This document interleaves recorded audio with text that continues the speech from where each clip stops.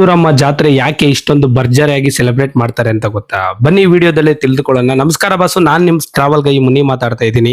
ಸಾವಿರಾರು ವರ್ಷಗಳ ಹಿಂದೆ ಚೋಳರ ಆಳ್ವಿಕೆಯಲ್ಲಿ ರೈತರು ಉಸ್ಕೂರಿಂದ ಮದ್ದೂರಿಗೆ ದನಕರುಗಳನ್ನು ಖರೀದಿ ಮಾಡಕ್ಕೆಂತ ಹೋಗಿರ್ತಾರೆ.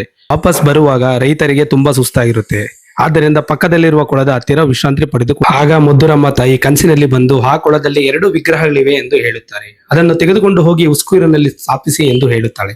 ಕನಸಿನಿಂದ ಎಚ್ಚರಗೊಂಡ ರೈತರು ಆ ಕೊಳದಲ್ಲಿ ನೋಡಿದಾಗ 2 ವಿಗ್ರಹಗಳು ಸಿಗುತ್ತವೆ. ದೇವಿಯ ಆಜ್ಞೆಯಂತೆ ಉಸ್ಕೂರಿಗೆ ತೆಗೆದುಕೊಂಡು ಹೋಗಿ ಪ್ರತಿಷ್ಠಾಪಿಸಿ ಪೂಜೆಗಳನ್ನು ಶುರು ಮಾಡ್ತಾರೆ. ಹಳೆ ಕಾಲದಲ್ಲಿ ಪ್ಲೇಗ್ ಕಾಲರ ಸಾಂಕ್ರಾಮಿಕ ಕಾಯಿಲೆಗಳು ಬಂದಾಗ ಗ್ರಾಮಸ್ಥರು ಮದ್ದೂರಮ್ಮ ದೇವಿಗೆ ಹರಕೆ ಹೊತ್ತ ನಂತರ ಕಾಯಿಲೆಗಳು ದೂರವಾಗ್ತವೆ ಎಂಬ ನಂಬಿಕೆ ಇದೆ. ಆಗಿನಿಂದ ತೇರುಗಳು ಸುಮಾರು 100ರಿಂದ 150 ಅಡಿಗಳಷ್ಟು ಎತ್ತರವನ್ನು ಕಟ್ತಾರೆ. ಇದನ್ನ ಕುರ್ಜುಗಳು ಎಂದು ಕರೆಯುತ್ತಾರೆ.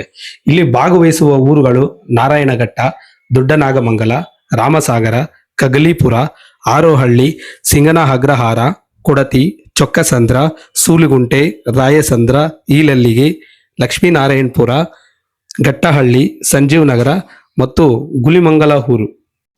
ಅಂದಿನಿಂದ ಹಿಂದಿನವರೆಗೂ ಒಂದು ಊರಿಗಿಂತ ಒಂದು ಊರು ಹೆಚ್ಚು ಕುರ್ಜಿಗಳನ್ನು ಎತ್ತರಕ್ಕೆ ಕಟ್ಟುವುದು ವಾಡಿಕೆ. ಈ ವಿಡಿಯೋ ಇಷ್ಟ ಆದರೆ ನಿಮಗೆ ಫ್ರೆಂಡ್ಸ್ ಮತ್ತು ಫ್ಯಾಮಿಲಿಗೆ ಶೇರ್ ಮಾಡಿ. Thank you.